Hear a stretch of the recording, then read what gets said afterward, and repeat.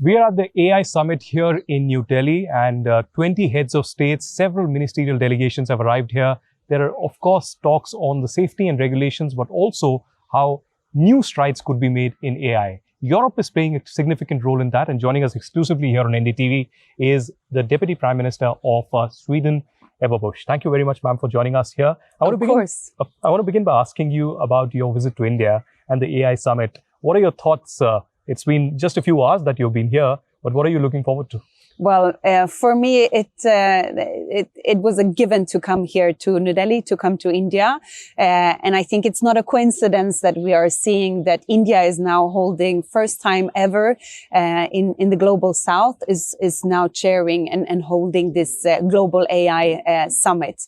And it is very much thanks to the leadership that we have seen from Prime Minister Modi, and the way he's also pointing out the direction for AI coming from man and serving the greater good of humanity. And I think there is also where we can build on the relationship between India and Sweden, between the European Union and India as well. You know, AI is the theme, and India is looking at Global South also partnering in a great way.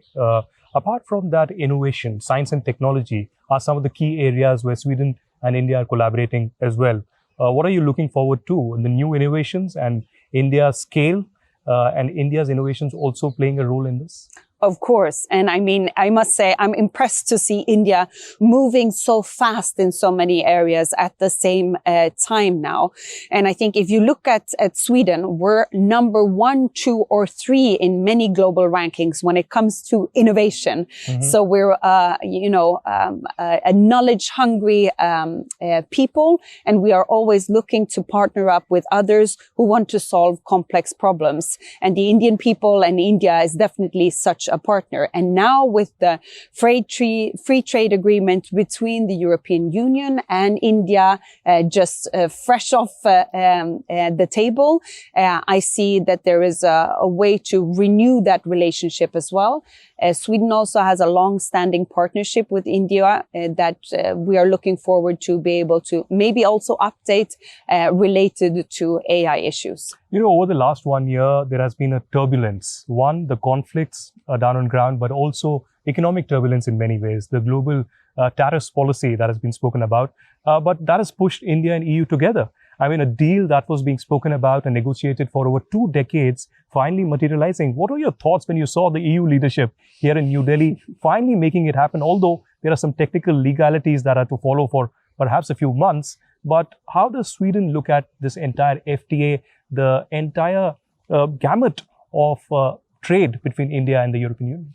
No, but we were celebrating finally. It was a truly big day, and let's also be clear that this free trade agreement is more than just trade. It's a matter of bringing both the 4th largest economy in the world and the 2nd largest market with the European Union together. That those are 2 very, very strong entities, but it's also a matter of building value relations that can last for generations. And I think in turbulent and difficult times when we are seeing the tectonic plates of the world shifting from a geopolitical perspective, Sweden, Europe, we're choosing our friends, our allies, our partners very wisely. And Sweden is definitely choosing India for a reason. So for us, this trade agreement means much more than trade. It's a matter of building for the future, building for the celebration in 2047 here in India. It's also building for the next generations, for my 2 children back home in Sweden. Of course. You know, staying with AI, one of the topics that has been a top priority for all the countries has been safety as well as regulations. It's a huge debate in the European Union where a legislation was brought in as well in this direction. It's a huge debate in US, in our part of the world as well. So how do you see regulations playing a significant role? Where does the government step in this direction? And who really decides where the red line could be drawn? That is the big question. And for me, I mean, also once again, speaking as a mother, safety online is fundamental, and we need to balance that out. So we see some countries who have been highly digitalized for a long time are now having to roll back and set quite tough boundaries. But on the other hand, I'm challenging Europe and saying we need to see European leadership now that dares to regulate the overarching goal rather than thinking we can micromanage something that is moving so fast as AI is moving. Because or else we might be left on the platform once the train is moving.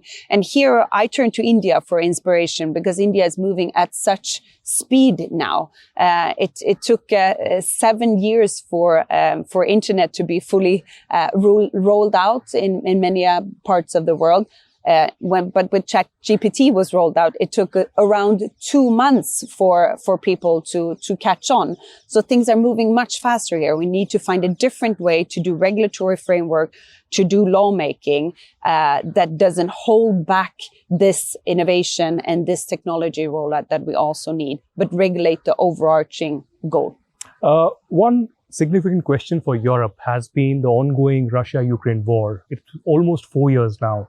There have been several attempts made at peacemaking, but what is the role that Sweden would like to play and would want India to play? Because Indian Prime Minister has said that this is not an era of war. Solutions cannot be found in the battlefield. He's condemned the kind of death and destruction that we have seen in Ukraine. What is the roadmap forward?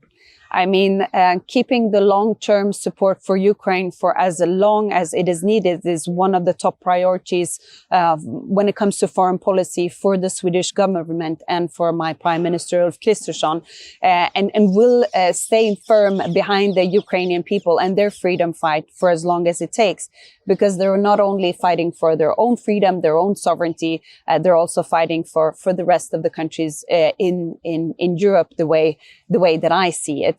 But we will do whatever it takes to push for a peaceful way forward. But that cannot be negotiated without Ukraine. That cannot be negotiated without Europe and the European Union present at the negotiation table. We hope that peace actually returns to Ukraine quickly. Before I let you go, looking forward to meet the Prime Minister and the other global leaders. What would be your quick message on AI and otherwise at the AI Impact Summit? Well, first of all, welcome to Sweden. Sweden is open for business. We have around 300 companies present here in India.